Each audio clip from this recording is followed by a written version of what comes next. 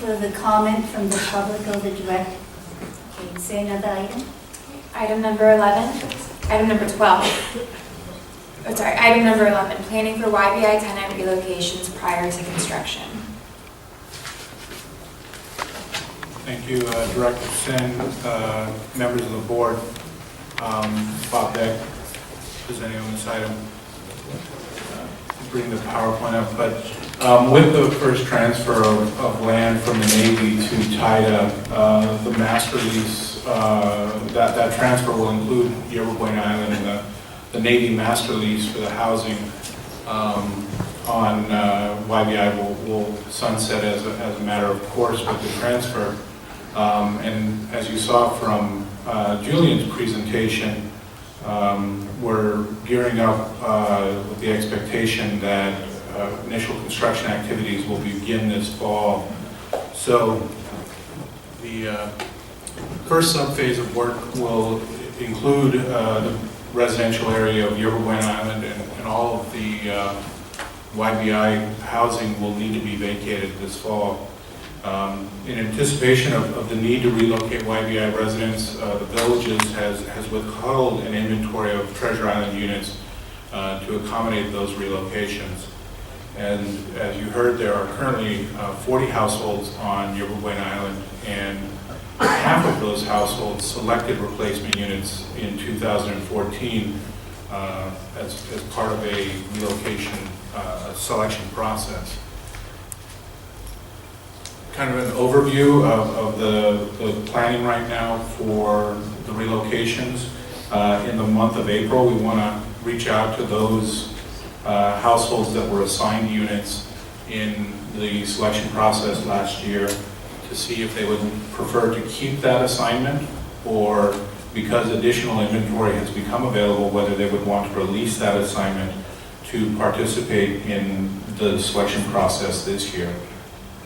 And in May, we will be working with the villages to send out selection packages to the YBI residents who either don't have a unit or release their assignment, so that they can rank their preferences for replacement unit.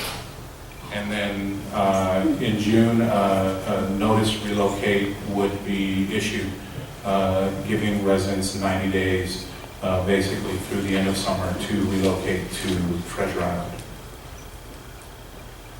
Just some background on the relocation process. As part of the entitlements in 2011, the transitional housing rules and regulations were adopted for both permanent and interim moves. And the objective of the THR&Rs overall is to provide residents that were residing on Treasure Island and Yerba Buena Island at the time an avenue to be part of the future development of the island, either through rental or home ownership. And it does provide for interim moves when necessary to relocate residents for development to move forward. And it also provides for residents required to relocate that they be offered a replacement unit or an option to take an in lieu payment if they chose to move off of the island.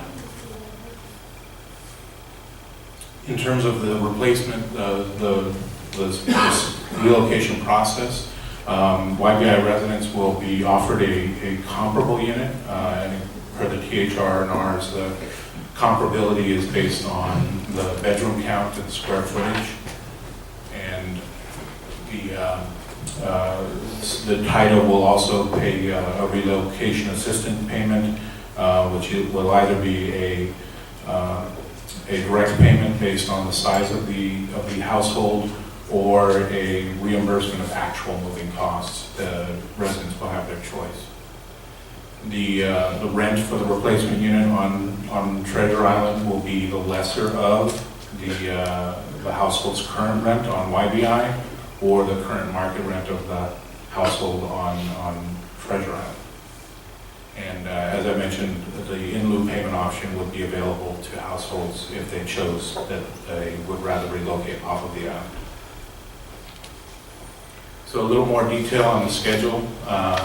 On April 7th, yesterday, I sent a letter to YBI House residents, kind of giving them an overview of the impending relocations and notifying them of some community meetings scheduled for later in this month where they'll be able to come and ask additional questions. And next week, the villages will be mailing residents an information package about their specific tenancies, their seniority, and the available inventory of replacement units at this time.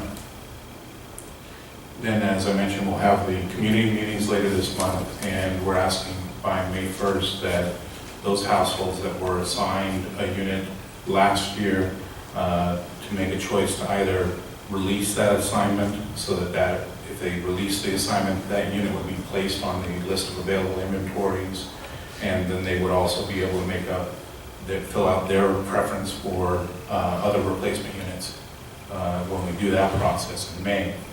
So the first week of May, with that updated inventory list, we'll be sending packages to all of the households not currently assigned a unit. For those households that choose to keep their assignment from last year, they would not be required to do anything in May. That unit would be preserved for them. An additional community meetings will be held in May to answer questions about filling out the selection ballots, and then those ballots will be due to the villages on the 1st of June. And then following the selection ballots being returned to the villages, assignments will be made based on seniority of residency, which was agreed upon as the primary basis for differentiating between households.